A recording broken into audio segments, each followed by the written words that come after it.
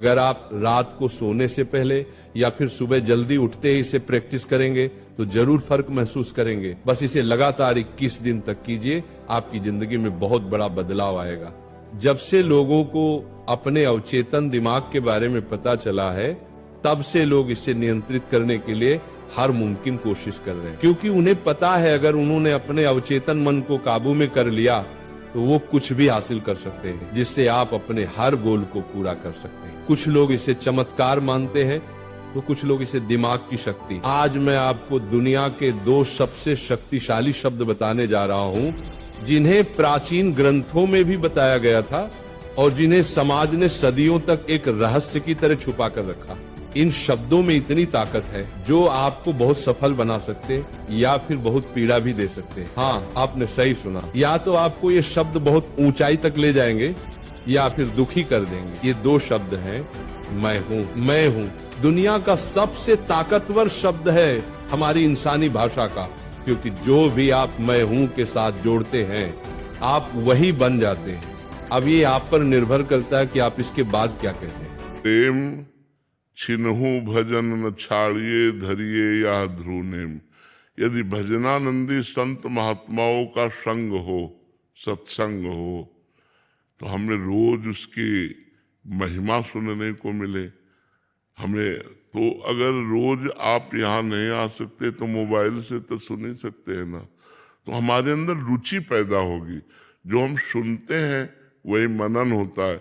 जो हमारी महत्व बुद्धि नाम में हो जाए, जैसे हम रास्ते में जा रहे हैं और 5 रुपया पड़ा है, केवल 5 रुपया, हमारी महत्व बुद्धि तो पैर रुक जाएंगे कि नहीं रुक जाए, मन रुक जाएगा कि नहीं रुक जाएगा। अच्छा, आप लांग के चले जाओ तो मन बार बार चिंतन करेगा कि नहीं करेगा, 5 रुपये का करेगा। और कहीं 500 का पड़ा है तो झुक के उठाने की इच्छा आ जाएगी। तो रुपये में महत्व बुद्धि है तो देखो हमारा मन उसमें लग गया। अगर हमारी मन की वृत्ति धन रूप मानकर भगवान के नाम में लग जाए कि परम धन राधा नाम आधार, भगवान के नाम के बड़ा बल कोई नहीं, भगवान के नाम से बड़ा कोई ज्ञान नहीं, भगवान के नाम से बड़ी कोई संपत्ति नहीं, भगवान के नाम से बढ़कर कोई साधना नहीं, भगवान के नाम से बढ़कर कोई पुण्य नहीं, भगवान के नाम से बढ़कर के कुछ नहीं।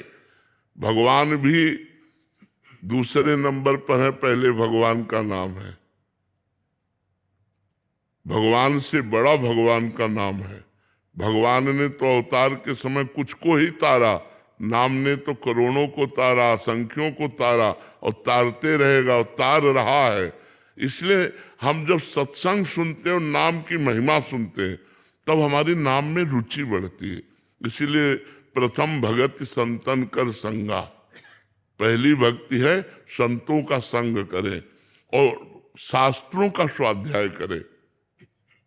जो नाम महिमा से भरे हुए शास्त्र है, श्रीमद् भागवत है, रामचरितमानस है और नाम महिमा की छोटी छोटी पुस्तिकाएं गीता प्रेस से निकली हुई हैं, आप उनको ले लीजिए और उनको पढ़िए। तो नाम में जब हमारी महिमा वाली बुद्धि हो जाए तब हमारा नाम में रुचि बढ़ती है।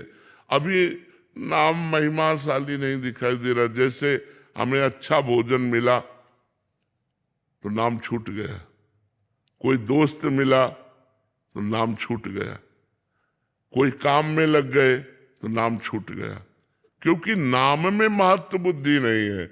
अगर नाम में महत्व बुद्धि हो तो दोस्त से बात करते हुए भी अंदर चलता रहेगा राधा राधा, बात भी करेंगे और बीच बीच में राधा राधा भी बोलने लगेगा। कब ये बात बंद करे यार, मेरा नाम छूट रहा है।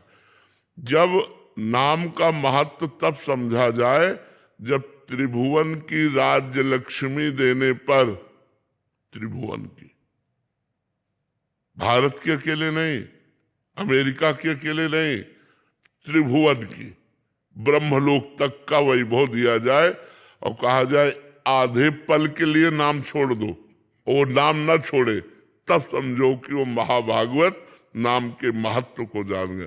तो जब हम नाम की महिमा सुनते हैं तब हमारा मन उत्साहित होता है नाम जपने को। तो हम रोज सत्संग सुने, अगर हम संतों के पास नहीं पहुंच पाते तो बहुत से संतों की वाणी यूट्यूब में पड़ी हुई है। जिन संतों से आपका मन मिलता है, ऐसा लगता है कि इनकी वाणी से हमारा कल्याण होगा, वो सुनना चाहिए। वो वाणी में नहीं सुननी चाहिए जिसमें भगवान की महिमा को काटा गया, भगवान के नाम को काटा गया, भगवान की लीला चरित्रों की महिमा को नीचा दिखाया गया। ऐसे भी हैं। तत्व एक है, इसको कोई नकार नहीं सकता। वेद कहता है एको ब्रह्म द्वितीयो नास्ति, दूसरा नहीं है, एक है। वही अवसर पड़ा राम बन गया, वही अवसर पड़ा कृष्ण बन गया, वही अवसर पड़ा वाराह बन गया, वही अवसर पड़ा कच्छप बन गया, वही मत्स्य बन गया। वो विविध अवतार, वही ये सब अवतार धारण किए हुए। ये जो एक दूसरे की कटिंग करते हैं, एक दूसरे की निंदा करते हैं, ये घोर अज्ञानी है, ये नरकगामी है। कोई भी हो, हम उच्च स्वर से कह रहे, क्योंकि वेद जो कहता है वही सबके लिए माननीय है। परमात्मा एक है, उसके रूप अनेक हैं। अगर अपने ही परमात्मा की तुम मान्यता करके परमात्मा के दूसरे रूप की निंदा करते हो तो तुम नरकगामी होगे, तुम अपराधी हो, तुम्हें ज्ञान नहीं इस बात का। वही सब रूपों में विराजमान है, एक ब्रह्म ही है, वो अनेक रूपों में व्याप्त है। अनेक को एक में, एक को अनेक में जिसने देख लिया वही सच्चा ज्ञानी है। यो माम पश्यति सर्वत्र सर्वम च मयि पश्यति तस्याहम न प्रणश्यामि सच में न प्रणश्यति। जो सर्वत्र मुझको देखता है और मुझ में सबको देखता है, मैं कभी उससे विलग नहीं रहता, भगवान ने कहा।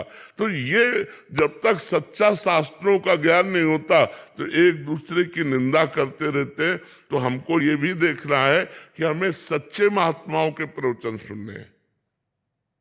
सच्चे महात्माओं का लक्षण, जिनको धन की चाह नहीं है, जिनको मान की चाह नहीं है, जिनको स्त्री का आकर्षण नहीं है, जो एकमात्र भगवान में स्थित है, उनकी वाणी सुननी चाहिए।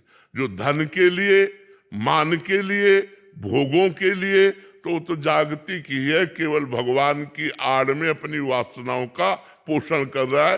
वो किसी भी वेश में हो, कोई भी हो, इससे कोई मतलब नहीं। जिसका शुद्ध भाव केवल भगवान की चर्चा करना और उसी चर्चा में आनंदित हो जाना। मम गुण गावत पुलक शरीरा गदगद कंठ नैन बह नीरा।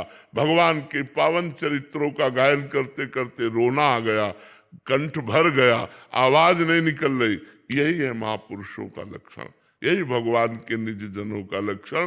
तो भगवान के प्यारे संतों की वाणी सुनने से भगवान के नाम में हमारी रुचि होने लगती है और जबरदस्ती जपना चाहिए।